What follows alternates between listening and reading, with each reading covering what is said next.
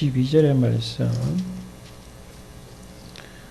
천천히 주의 말씀을 같이 읽겠습니다.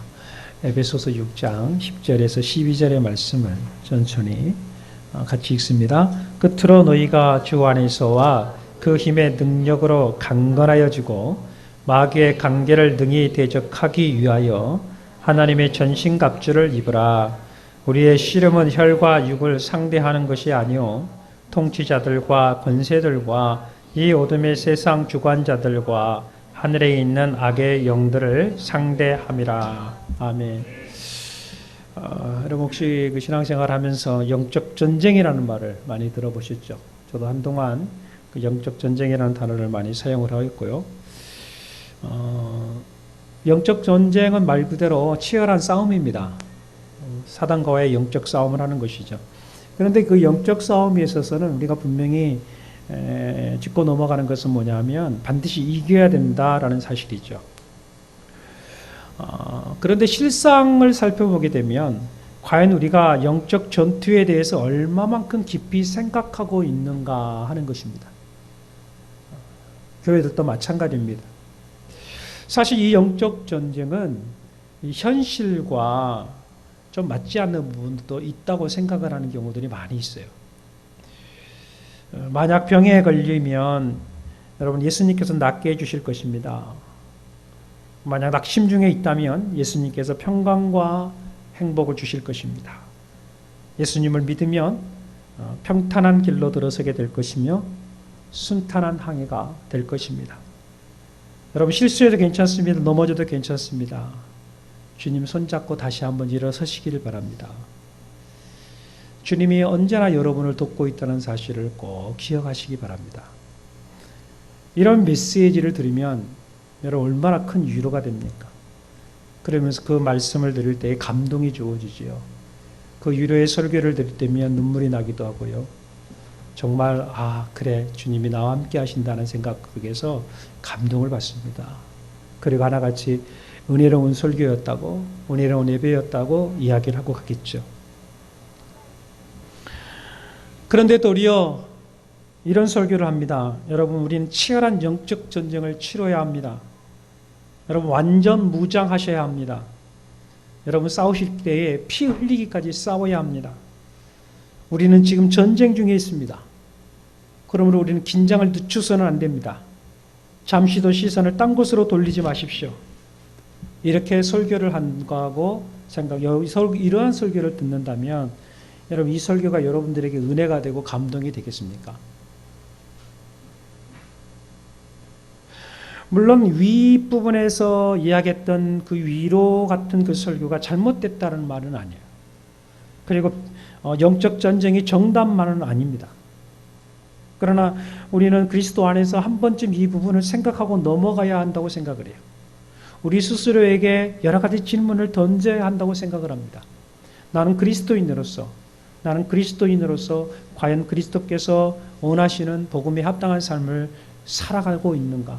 그렇다면 그 복음에 합당한 삶을 살아간다는 것은 과연 어떠한 의미를 가지고 있는가? 바로 이 부분을 우리는 한 번쯤 고민하고 넘어가야 된다라는 것입니다. 바울은 오늘 본문을 통해서 짧게 설명합니다. 10절과 11절에 첫째는 너희가 주 안에서와 그의 힘의 능력으로 강건하여져라. 11절에서 마귀의 괴계를 능히 대적하기 위하여 하나님의 전신갑주를 입으라 라고 이야기를 하고 있습니다. 우리가 믿음을 소유했다라는 말은 바로 우리가 하나님의 자녀가 되었고 하나님의 백성이 되었고 그리고 천국 백성이 되어서 살아가고 있다라는 그런 의미입니다. 이 땅에 살고 있긴 하지만 우리는 하나님의 백성으로 살아가고 있는 것이죠. 그런데 우리가 한 가지 더 짚고 넘어가야 될 것은 뭐냐면 우리가 살고 있는 이 땅에 이 세상의 공간 이 세상의 영역 안에는 마귀의 괴계가 있다라는 사실입니다. 어둠의 주관자들이 악한 영들이 이곳을 지배하고 있다라는 사실이죠. 악한 대적은 누구입니까? 말 그대로 과거 하나님을 대적했던 존재들입니다. 하나님과 여전히 싸움을 했던 그런 대적들의 존재들입니다.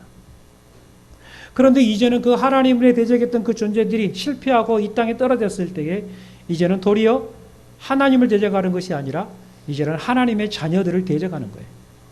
하나님의 백성들을 대적하는 것입니다. 자, 마귀가 하나님의 백성들을 대적하는 이유가 무엇일까요? 하나님의 자녀들, 하나님의 백성들을 영혼을 죽이기 위해서 대적할까요? 아니요. 사탄의 권세는요, 우리를 대적하되 우리의 영혼을 죽일 수는 없습니다. 그런 하나님의 백성들을 지옥으로 데려가기 위해서 대적할까요? 아니요. 악한 사단에는요, 하나님의 백성들은 지옥으로 데려갈 수가 없습니다. 그것은 철저하게 하나님의 권한이 있기 때문에 사단은 그렇게 할 수가 없습니다. 그래서 사단은 우리를 죽일 수도 없고 사단은 우리를 지옥으로 데려갈 수가 없습니다. 그럼에도 불구하고 사단은 계속해서 우리를 대적합니다. 그럼 대적하는 이유가 뭐냐? 그것은 바로 하나님의 백성이 하나님의 백성답게 살지 못하게 하기 위함입니다. 하나님의 백성이 하나님의 백성답게 살지 못하게 한다는 뭐냐면 능력 없이 살아가도록 하기 위해서 살아간다. 그렇게 대적한다는 것이죠. 하나님의 자녀가 하나님 아버지 뜻대로 살아가야 됨에도 불구하고 하나님의 일을 하지 못하도록 하기 위함이 바로 그 이유가 사단의 대적의 이유라는 것이죠. 하나님께서는 우리에게 테스트라는 걸 하신다 그랬고 사단은 템테이션을 준다 그랬어요. 그게 바로 유혹입니다. 사단이 우리를 대적하는 것은 한마디로 말해 템테이션, 우리를 유혹과 시험에 빠뜨린다는 것입니다. 그 유혹과 시험에 빠뜨린 이유는 뭐냐면 하나님의 일을 하지 못하도록 하기 위함이다라는 거죠. 하나님의 일을 하지 못하도록. 더 많은 하나님의 일을 할 수 있을 터인데, 더 많은 주의 일을 할 수 있을 터인데 그 일을 멈추게 만드는 것이 사단의 정체다라는 것이죠. 사실 교회 사역을 보면은 정말 어렵게 진행되고 있는 일도 많고 정말로 힘들게 하는 일도 많이 있습니다. 어떤 경우를 볼 때에는 이런 생각을 할 때가 있어요. 굳이 이 일을 해야 하는가? 굳이 이러한 사역들을 해야 하는가? 누군가가 옆에서 꼭 그렇게 그것을 해야 합니까? 라고 물어보고 또 그렇게 해야 하느냐고 이야기를 하게 되면 그때 우리들의 마음속에 찾아오는 게 뭐냐면 템테이션이 찾아와요. 모든 사람들에게, 목회자에게도 마찬가지입니다. 그리고 난 다음에 그 템테이션이 뭐로 찾아오느냐면 낙심으로 찾아와요. 그러면 스스로가 질문을 던지면서 그렇게 생각합니다. 정말 이것을 내가 해야 하는가? 이것을 꼭 우리가 해야 되는가? 꼭 이것을 우리 교회가 해야 하는가? 이것이 너무 깊어지다 보면 결국은 이것이 낙심이 되어져서 그 일을 멈춰버리고 맙니다. 하나님의 일을 시작하는데 그것을 멈춰버리게 되면 결론은 뭡니까? 사단이 승리하는 것입니다. 하나님의 일은 멈춰버리지. 결국은 이것을 우리가 하나님의 일을 하지 못하면 하나님은 어떤 방향을 하느냐면 요한계시록을 통해서 촛대를 옮겨버립니다. 하나님의 촛대를 옮긴다는 것은 뭐냐면 하나님은 그 일을 누군가가 계속해서 이끌어 나가기를 원하시기 때문에 다른 할 수 있는 사람이나 다른 할 수 있는 사람이 촛대를 옮겨버리는 것이죠. 결국은 하나님의 일을 할 수 있는 공간이나 하나님을 일을 할 수 있는 사람이나 하나님의 일을 할 수 있는 교회가 결국은 거기에서 멈춰버리게 되는 일이 생긴다는 것입니다. 한 비단 예로 우리 교회에서 우리가 할 수 있다는 것 중에 하나가 있다면 우리가 선교일이라고 생각해 보십시다. 지금 계속해서 우리가 선교에 대한 부분을 설명을 하고 선교에 대해서 이야기를 하고 있는데 부족한 상태에서 우리가 선교를 합니다. 연약한 가운데서 우리가 선교를 합니다. 그런데 만약에 이런 생각을 가정해 본다고 생각해 보십시다. 굳이 우리 교회가 그렇게 선교에 신경을 쓸 필요가 있겠는가? 우리 교회 식구도 적은데 꼭 우리가 해야 합니까? 라고 생각을 하게 된다면 목사님 사모님이 꼭 그렇게 선교에 그렇게 헌신을 해야 합니까? 만약 그렇게 생각하게 된다면 만약입니다. 그렇다면 반대로 이렇게 생각해 보시죠. 만약에 그것을 우리가 멈춰버린다면 어떡할까요? 선교를 멈춰버린다면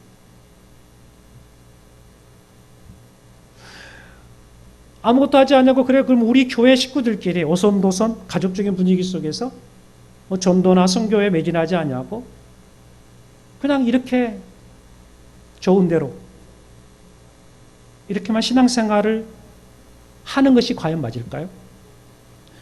지금 이대로가 그냥 좋죠. 그렇다면 지금 이대로 그냥 가는 것이 좋다고 생각한다면 과연 이것이 우리가 하나님 편에서 바르게 신앙생활을 하는 것인가? 그걸 한번 생각해 보는 것입니다. 선교라는 것을 우리가 생각해 보는 것은 바로 이거예요. 우리 한국교회가 이렇게 성장했던 그 이유 중에 하나는 뭐냐면 수많은 외국의 선교사들이 들어왔다는 거예요. 그들은 하나같이 이곳에 와서 순교를 했습니다. 젊은 나이에 들어왔고 남편이 한국에서 순교하니까 아내가 들어왔고 아내가 죽으니까 자식들이 들어왔고 그래서 세워진 나라가 우리 한국 교회예요. 그들의 희생이 없었다면 우리 한국 교회는 이렇게 성장하지 못했을 것입니다. 결국은 선교는 하나님의 뜻이고 하나님이 원하시는 사역이죠. 우리가 선교하는 일은 내 일을 하는 것이 아니라 하나님의 일을 하는 것입니다. 그럼 결론은 이렇게 생각할 수 있어요. 우리가 선교를 방해하거나 선교를 막게 되면 결국은 우리는 하나님을 대적하는 것이 되는 거예요. 하나님을 일을 하지 못하게 하는 거죠. 결국은 이것은 사단이 기뻐하는 일이 될 수 있다는 사실이에요. 과연 하나님이 원하시는 것이 무엇인지를 우리는 항상 깊이 생각을 해야 한다는 것이죠. 교회가 사역을 하고자 할 때 그 어떤 사역, 전도든 교육이든 봉사든 헌신이든 선교든 이런 것들을 하고자 할 때 이것을 막는다는 것은 결국은 하나님의 일을 막는 것과 같은 거거든요. 교회가 이 일을 하지 않는다면 그것은 교회가 아니다고 저는 생각을 해요. 던지시 교회가 세워져 있는데 교회가 선교하지 않는다면 저는 그것은 교회가 아니다라고 생각합니다. 그건 교회일 수가 없습니다.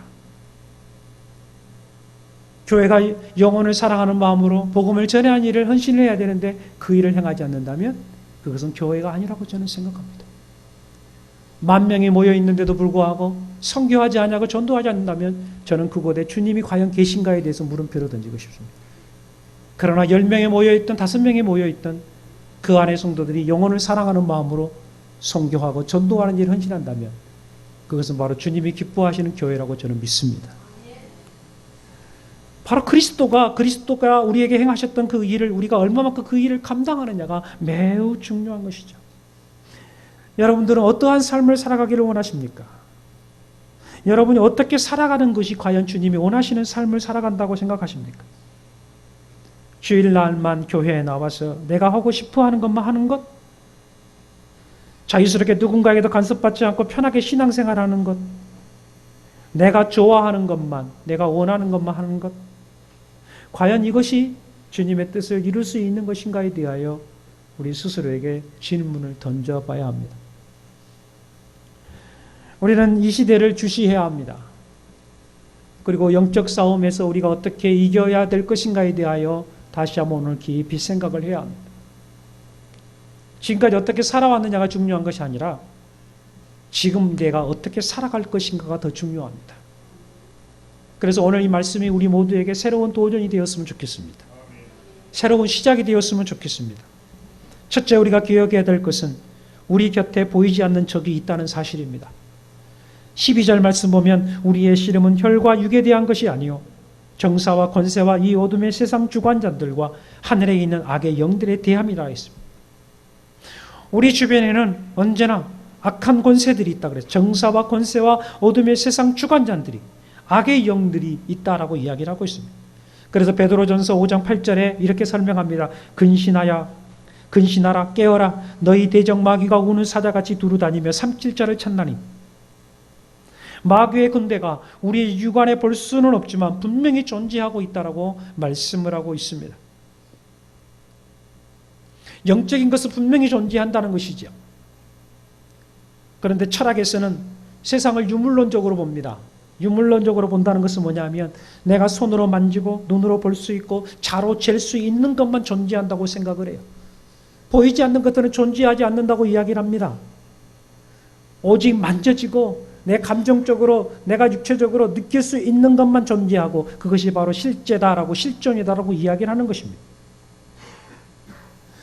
또 현대에 있어서 이 세상은 너무나 폐쇄된 장소입니다. 현실만 보이는 장소입니다. 마귀에 대해서 설명을 할 때에 그것을 심각하게 받아들이지 않습니다. 지옥에 대해서 설명을 할 때에도 지옥에 대해서도 심각하게 생각하지 않습니다. 심지어는 마귀가 뿔이 있고 마귀는 긴 창을 하나 들고 있고 마귀의 키가 얼마나 크느냐 거기에 대한 관심을 갖지 얼마큼 마귀가 악한 존재인지에 대해서는 생각을 하려고 하지 않습니다. 지옥에 대해서도 마찬가지입니다.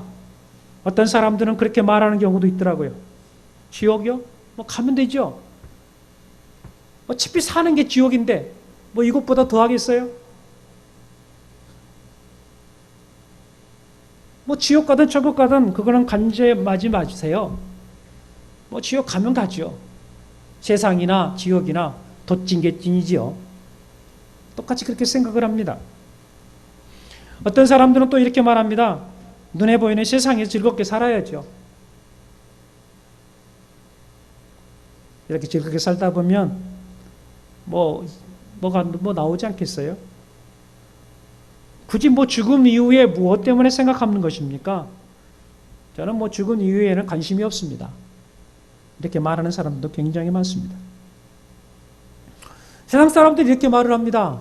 그런데 성경은 수천 년이 지나도 여전히 동일하게 말씀합니다. 우리의 싸움은 혈과 육에 대한 전쟁이 아니다. 정사에 대적하여 권세에 대적하여 어둠의 세상 주관자들과 대적하여 하늘에 있는 악의 영들과 대적하여 싸우라라고 이야기를 하고 있습니다. 그것이 변함없는 성경의 진리입니다. 바울은 더 정확하게 이 말씀을 표현합니다. 그리스도인들은 각자의 자신의 삶에서 원수에게 대적하기 위해서 일어나야 한다라고 이야기합니다. 악한 사단과 싸워서 이기기 위하여 일어서라라고 이야기를 하고 있습니다. 그들과 대적하여 싸워야 한다고 이야기를 합니다. 실수할 수도 있고 때로는 실패할 수도 있고 때로는 질 수도 있는 전쟁임에도 불구하고 포기하지 말고 다시 한번 일어서라라고 이야기를 하고 있습니다. 그리고 전신갑주를 취하라고 이야기를 합니다. 강하고 담대하게 서라고 이야기를 합니다. 여기에서 보면 우리가 싸움의 대상은 정사라고 그랬어요. 정사. 정사는 뭡니까? 땅의 영역 안에 다시 말해서 영토를 다스리는 자를 정사라고 이야기를 합니다. 미국은 미국 대통령이, 일본은 국왕이, 한국은 한국 대통령이 최고의 통수권자처럼 이렇게 이야기를 하고 있는 것처럼 이 정사의 권세는 뭐냐면 바로 유한한 이 땅의 영적 존재, 유한한 이 땅에만 허락되어져 있는 그 영적 존재, 바로 마귀의 정사라고 이야기를 하고 있어요. 그래서 우리가 살고 있는 이 유한한 이 땅에는 마귀가 정사로 최고 통치권자로 살아가고 있는 거예요. 그것을 하나님이 임의적으로 허락해 놓으신 것입니다. 권세가 있습니다. 권세는 뭡니까? 자신이 가지고 있는 힘을 행사하는 것입니다. 사단의 정체는 파괴하고 대적하는 존재입니다. 거짓말하고 속이는 자들입니다. 그래서 간혹 사단들은 이렇게 이야기합니다. 너는 할 수 없다고. 너는 실패자라고. 너는 넘어졌던 사람이기 때문에 너는 도저히 일어날 수 없는 사람이라고 이야기를 합니다. 그러면서 결국 자기가 가지고 있는 그 힘을 발휘합니다. 주관자들은 어떤 자들입니까? 조종하는 관계가 조종자들입니다. 이 조종자들은 이 땅에 살고 있는 각종의 것들을 다 조종합니다. 세상의 미디어를 조종합니다. 문화를 조종합니다. 문화 활동을 조종하는 거예요. 현 우리 한국 사회를 지금 조종하고 있는 게 뭐냐 하면 동성연애입니다. 동성연애가 지금 메리스라는 것 때문에 이렇게 살짝 묵어져 있지만 사단에 완전히 지금 노출되어 있는 것입니다. 동성연애 퀴어 축제가 있어요. 퀴어 성축제라고. 그러면서 그들은 말합니다. 우리에게는 성의 자유가 있고 누구든지 동성으로 연애할 자유가 있다. 좋아하는 사람들끼리 뭐가 잘못됐느냐. 그것은 우리의 인권이다. 그러면서 그 인권이라는 단어를 씁니다. 한 사람에게도 인권이 있고 우리가 이게 인권이 있는데 왜 우리의 인권을 너희가 짓밟을 수 있느냐. 그래서 전 세계 사람들은 그 인권이라는 그 미명 안에서 그것을 허용합니다. 나라에서 국가적으로 허용을 합니다. 그리고 그것이 과연 인권인가? 이것을 누가 조종하느냐 하면 악한 사단이가 조종하는 거예요. 악한 사단이 조종하는 거예요.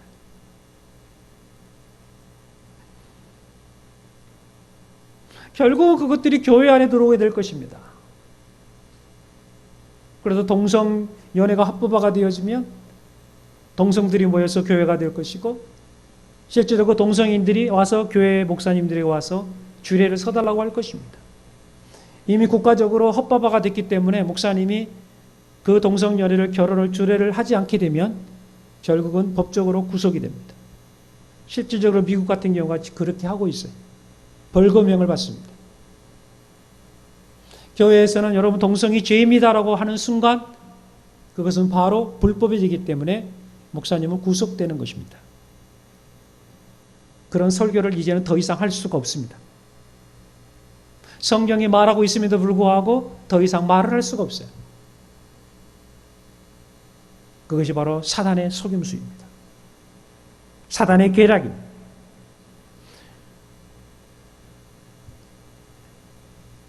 악한 영들은 뭡니까? 사악한 영들입니다.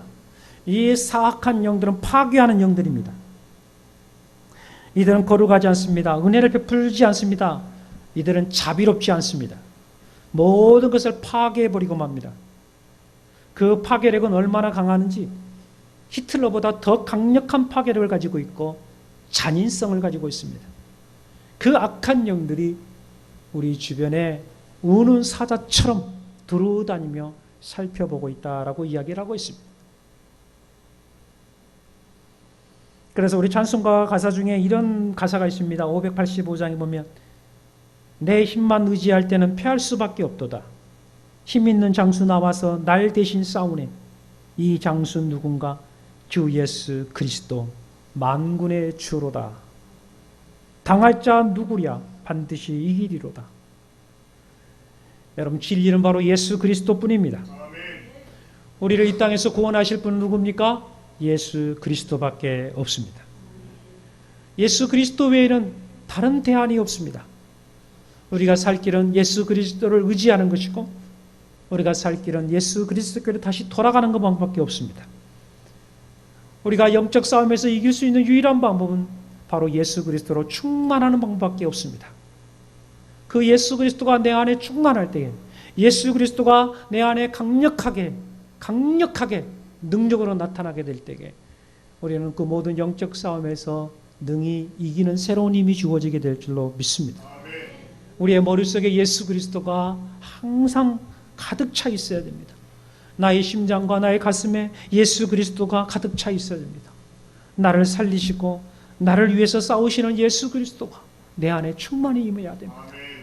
그러므로 여러분 우리가 다시 한번 재무장해야 합니다. 한 번 실패했다고 해서 두 번 실패하지 않습니다. 우리 주님이 우리에게 새로운 힘을 주실 줄로 믿습니다. 새로운 능력을 허락하여 주실 줄로 믿습니다. 그래서 그 여러분의 영적 싸움에서 날마다 승리하기를 바랍니다. 우리 열방교회가 성령 충만한 가운데 영적 싸움에서 능히 이기는 교회가 되기를 바랍니다. 여러분의 삶의 공간이 정말 영적 싸움이 이기는 삶이 되기를 바랍니다.